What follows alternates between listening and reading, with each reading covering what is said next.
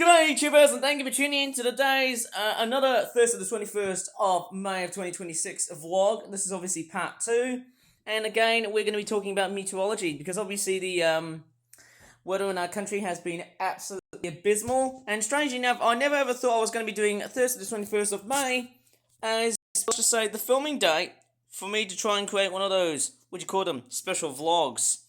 I tend to think they're not that special, aren't they? I just think they're pretty mundane. But then, hey, who cares if it's mundane? Because, hey, clearly for me, I'd probably say, I don't know, I wouldn't say it's that special, but to me it is. But yes, we are going to be doing in a theme relating to meteorology. Because obviously there's some relatively promising news. Some people may not like it, some people may hate it, some people may actually see this as a good thing. But yes, the weather in our country is now finally going to come back brand spankling new. And I'm actually really hoping for that to happen. And it's actually looking like, hey, summer is finally back again. Right on track. And I'm actually really pleased to hear about that coming right back up.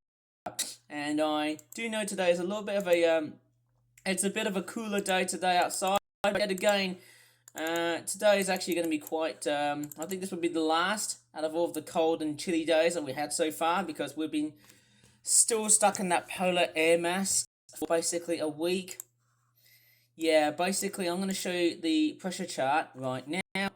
Okay, we've got some good conversions going on here. What we can see is we've got some areas of low pressure that are still pretty much within us. It is still bombarding towards the UK. And then we've also got high pressure that's actually sitting around, well basically it's actually sitting around across through, let's just say, continental Europe, and we're actually dragging in some air that has been inherited and imported all the way from, or derived from, North Africa, and that's actually pushing up these temperatures to a nice new high.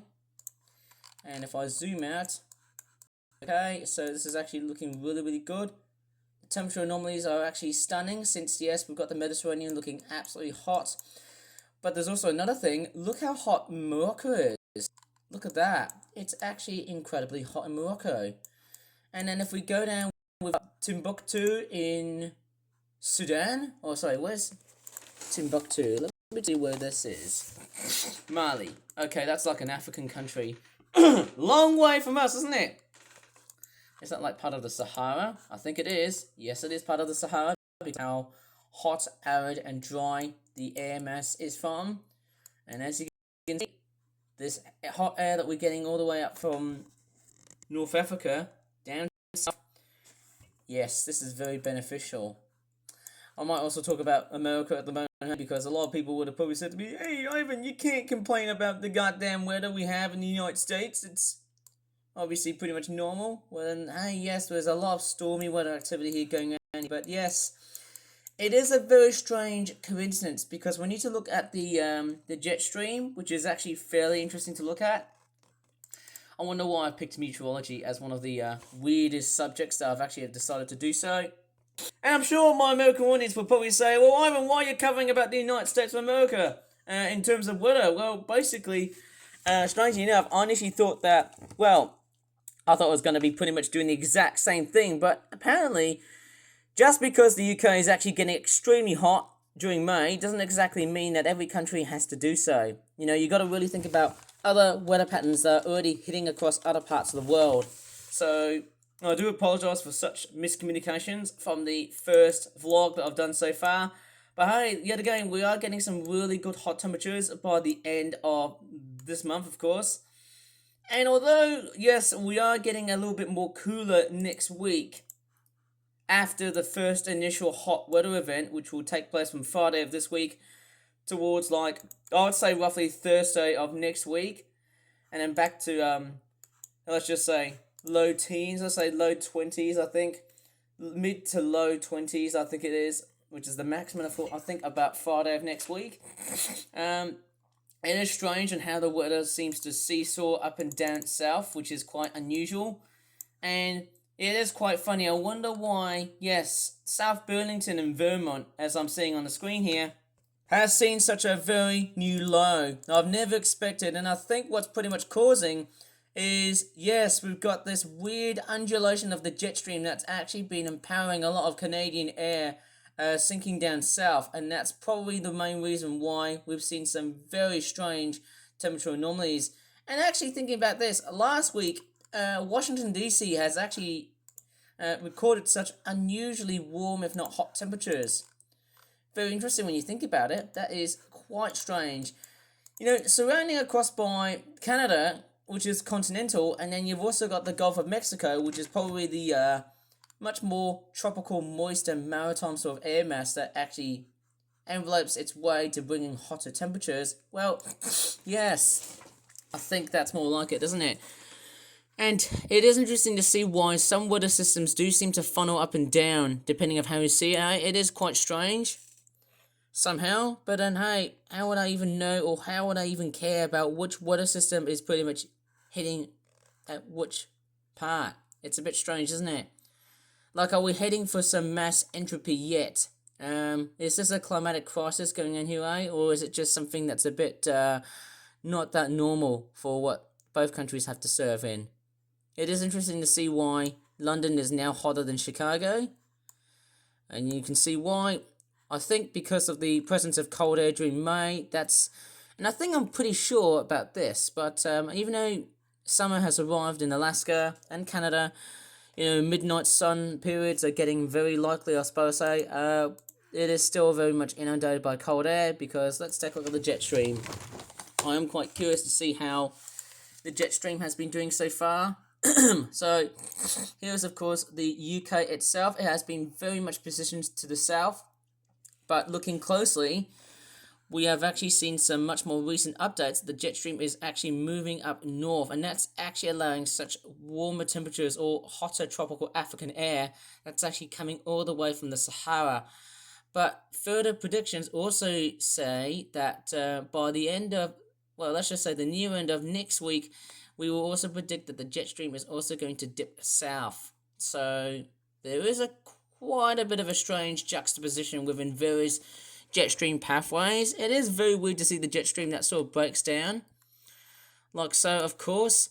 And what's even more strange is that, yes, I think what's going on is that the jet stream has been very much positioned away from the south, and I think it's actually positioning, yes, although the jet stream is moving northwards across the UK, it's actually facing downwards and south across the United States and also Canada as well, and that's why we're getting a very strange enveloped scenario of why these areas have been relatively colder than usual. And I have to say, hey, that is very strange. Mind you, the American audience could probably explain why it has been significantly colder than average. And also, yes, here is the other weather forecast. You can just see how high above the jet stream is going up. And as you can see, yes, there is another area of, well, let's just say another channel of jet stream activity going on here. And as you can see, it is strange. Obviously, there's a lot of that going on across through the Gulf of Mexico. I don't know how I'm really going to reinterpret with this. But as you can see, hey, there's been a lot of weird stuff going on here, and I'm very much confused on how this has all been done.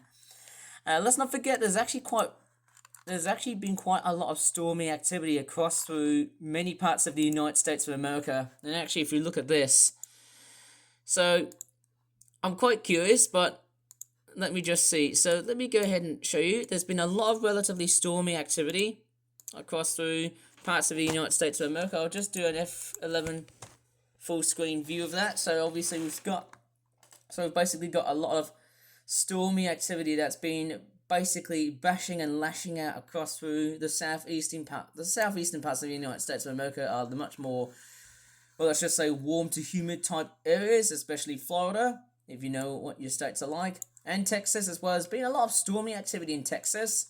Strangely enough, there's also a bit of wintry weather going around across Colorado, and obviously, I don't know how much I could really reinterpret this, but yes, we're seeing a massive deluge that's actually bombarding across through the southeastern parts of the United States of America.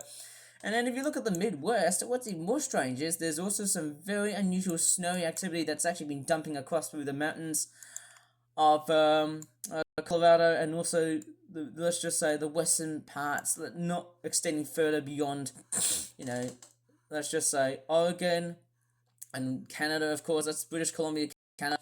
And then you've also got California as well. And as you can see, hey, look at Colorado. It's very strange in how Colorado gets some very unique temperature variance. You know, what's very strange about Colorado is, on one side it can get really hot, and on the other side it can get really cold. And the geography in Denver in Colorado is very weird.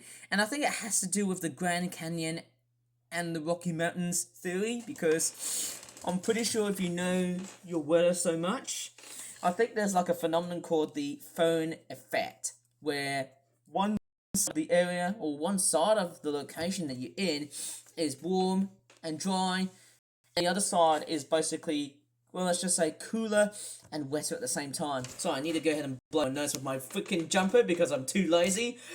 Oh my Christ! I can't even do just one of these conventional methods where I just grab a freaking tissue piece of paper and just blow my freaking nose. My freaking nose, right? Alright, so of course, yes, we've got a lot of unusual stormy activity that has been going around across through the United States of America. And what's been very weird is there has been a lot of confrontations going around within the two air masses. Of course, yes, it is tornado season across some parts of the United States of America, obviously. If you know your meteorological effects, obviously this is Celsius, right? And of course, I won't probably get into the whole Fahrenheit thing because obviously it'll be very confusing. Oh, look at Churchill. Not the insurance company, but look how cold. This is -8 degrees Celsius. Perfect polar bear spotting, isn't it? Look how absolutely freezing cold. And actually, yes. You know, what's even more frequent is the other areas that actually get quite a lot of snow is actually around Alaska and also Canada. The lucky sods. How awesome are they? Well, I wouldn't say they're that awesome because, hey, as I said earlier on before, cooler temperatures make me so dormant. And I know people are going to say, Ivan, I can't tell you what you're speaking about. I don't understand what you're talking about. Honestly, that's what many people would probably think. So, yes, we've got the rest of, yeah, as you can see, the rest of the United States and also Florida, of course. As you can see, there's a lot of, well, let's just say, stormy activity around here. I was going to say like monsoonal activity, but I don't think it has to do with like trade winds and all. You know, the trading winds that basically trade places and things like that. Okay, so what's going on here is that I think the real reason why it has been tornado season and the fact that we have a big confrontation between these two air masses is probably the real reason why these areas have been getting relatively below than average temperatures. And it's very sad that America has been unusually cold. Very strange to be that cold. But who cares? Because who's up with this global warming / climate change theory about this? I mean, I've been putting up much weight. I've been attempting to lose so much weight on Monday and Wednesday so far. Like, but yet again, hey, I feel like I want to keep on blanketing as much weight as possible before both the UK and the USA will get hot simultaneously. And it's pretty strange in how the United States just gets very cold. Like, I don't even give a damn of why this country here and Canada get extremely cold temperatures, or let's just say not excessively cold temperatures, but unusually low temperatures. Probably to do with the Great Lakes. The Great Lakes situated across through Canada and also the western parts of the United States of America. It is interesting to see why that these areas would pretty much get almost sub-zero temperatures. Well, actually not approaching sub-zero temperatures, but more like single figures. Obviously, if you would have measured it in Fahrenheit, then the figures of them would be completely nutly like doubled up. But in reality, they're just, it's like, you know, it's like chalk and cheese measuring with imperial or metric. Quite interesting, isn't it? Right, let's take a look at New York State and see what's going on. I'm pretty sure, yes, tornadoes are extremely rare. But yes, there's been a constant deluge. Now, I'm actually expecting to see why New York has been... Oh, look at South Burlington. It's been quite relatively strange. And interestingly, South Burlington is so close in proximity to Ottawa. Sounds very Japanese, that area. Which is actually quite close to Toronto in Canada, obviously. I think that's where it is. It's very interesting to see why that this area is so close to Canada. clearly that seems to spark some very strange reasons why I've been a complete loony talking about the weather across the United States. Very weird, isn't it? And actually, if you look at South Burlington, if I hover around, let me just see which area is this closer to. France. Very strange. And okay, so what really is quite unique is that if I really do look back, yes, we've got some observations of what the weather has been so far. Yeah, as you can see, why so far. So somehow it's been, well, relatively, strangely enough, erratic. So yes, we've got a lot of hot weather across through Arizona and also parts of the Mojave Desert and the Sonoran Desert. Two of the greater, larger areas of desert, or should I just say two large areas of desert arid areas across the southwestern United States. Yes, as you can see, actually I might want to look back at Denver, and I really want to research on why. Yes, okay, let me take a look at Denver in Colorado and see why. So okay, so this is Denver in Colorado. So as you can see, there's a very big contrast. There we're getting some snow dumping all the way across through from, well, let's just say, I don't know, Wyoming and other states like Montana, and they're basically now dumping it down across through the northwestern parts of the United States, as you can see. Yeah. Yeah, all that white there is basically snow. I'll just zoom in a bit just to show you what it looks like. Tracking down like so, it's basically hitting, and it then ends up being straightforward falling as rain. As you can see, it's actually falling as rain now. Look at that. It's coming all the way up from the north. Actually, all the way up and down from the north and the south, depending how you see it. Oh man, talking about weather is going to be an absolute lunatic sort of subject, isn't it? Interestingly, look at San Francisco. It's been relatively cooler than average. I'm quite curious. I think, San Francisco is highly being considered as a cool city, especially during summer. You know, the reputational factor is that San Francisco gets a lot of, like, foggy and somewhat cooler days. It's interesting how San Francisco merely escapes the heat. Though I think the peak of it is around September, which is not that surprising. Not that surprising to hear why California gets hotter in September in the coastal areas. But equally, that can happen anytime. Right, so it is interesting to see why I've been a complete and utter freak just to cover about the weather of the United States. And I bet at the end of the day, hey, people are going to really start getting a little bit cranky and angry, saying that, hey, you can't you can't just straightforward blame us for getting too cold. It's just other weather patterns that are just happening around the world. Quite interesting, isn't it? Looking around the other weather pressure systems across through outside of the United States, we've also got this big ridge of high pressure that's coming in. And actually, throughout the making of this video, we're getting, and yes, as I'm not making it as a vlog, and actually I should be vlogging. Yes, at the moment, we all know that climate change and global warming is still on the cards, and I know it's been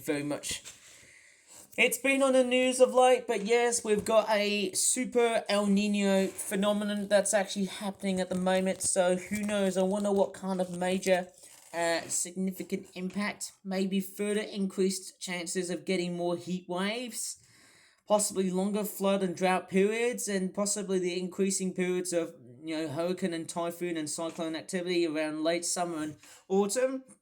Yeah, it's kind of the norm, isn't it? Well, as we roll in towards summer, it's basically becoming a bit of a crippling time. In fact, it's going to be a very crippling time just because, once the sea surface temperatures start to rise, not only we're going to get heat waves and droughts and floods, but also the nasty and gnarly cyclones and typhoons and hurricanes that are pretty much about to bombard its way across, depending on which areas am I actually looking to see now. And actually, there's a bit of a weather contrast that I'm seeing right in front of me.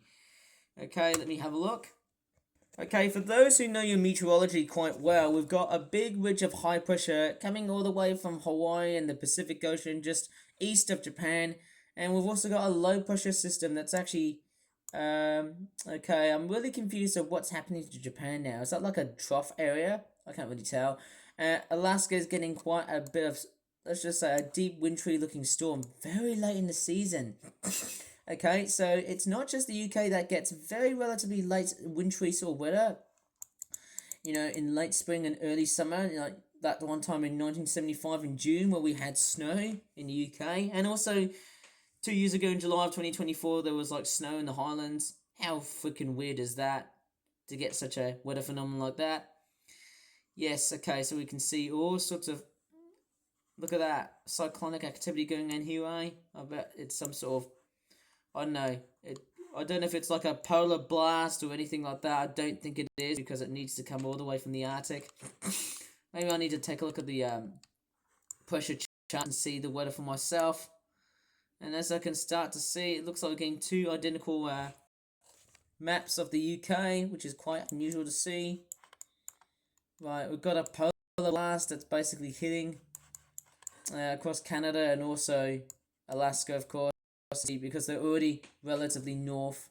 In fact, they're already positioned to the north. Yes, it's basically it's a weather whiplash.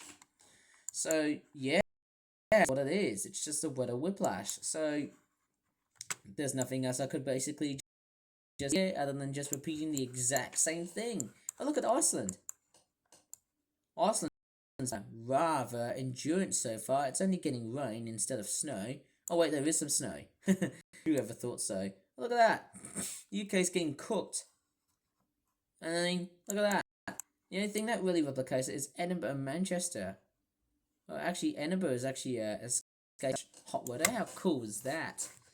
Crazy to think otherwise. Anyways, let me just have a look at how, yeah, it has been very strangely hot for the May of 2026. Very unusual, because normally May is a month where it doesn't get relatively consistently hot temperatures. The best peakish periods will have to be around June, which I probably presume is the most likely. Obviously, yes. Yes, although we're going to get like high periods of relatively hot weather during next week, but what I probably presume is, hey, yeah, the UV index is relatively high somehow. It's obviously quite high at this point, as you can see. It gets relatively hot, okay, as you can see why. There is also quite a risk of showers. Some areas of cloud, but also a risk of like showers that are coming in, but the chances of it has been extremely low so far. No showers on the cards for that at all.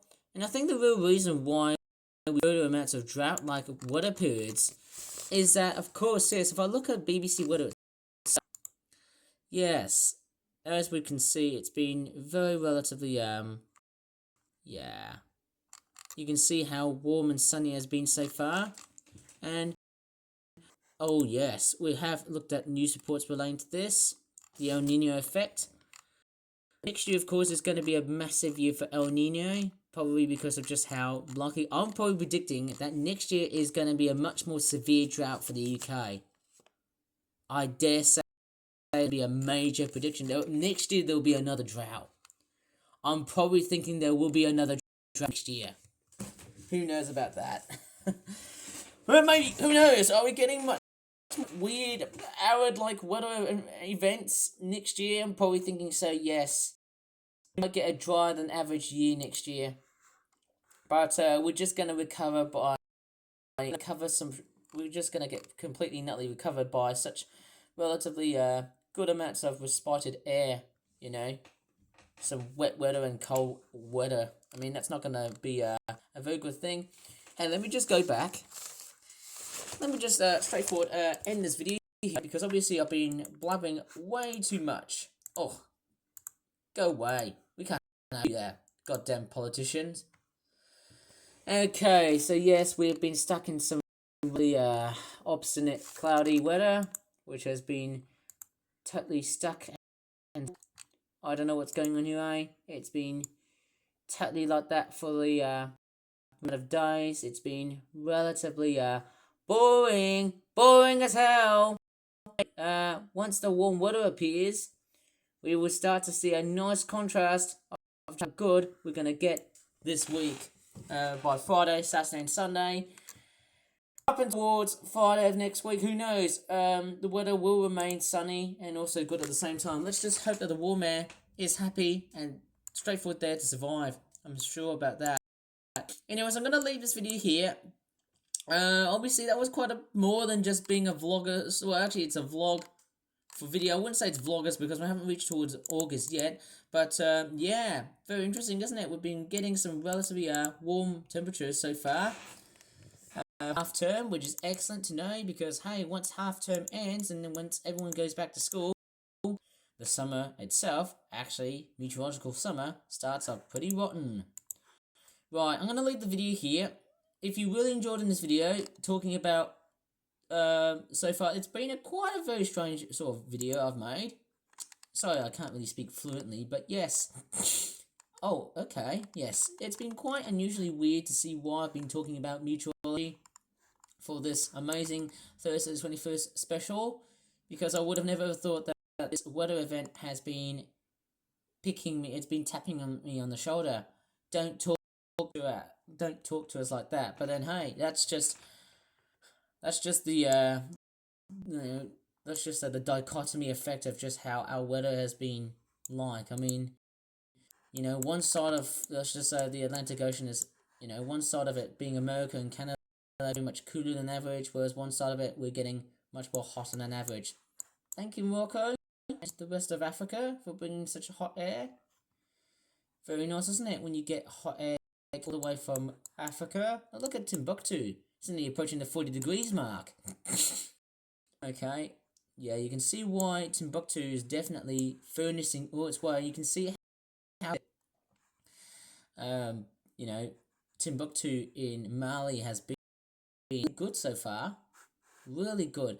Anyways, I'm going to leave the video here, If you really enjoyed this video, please give this video a very good like.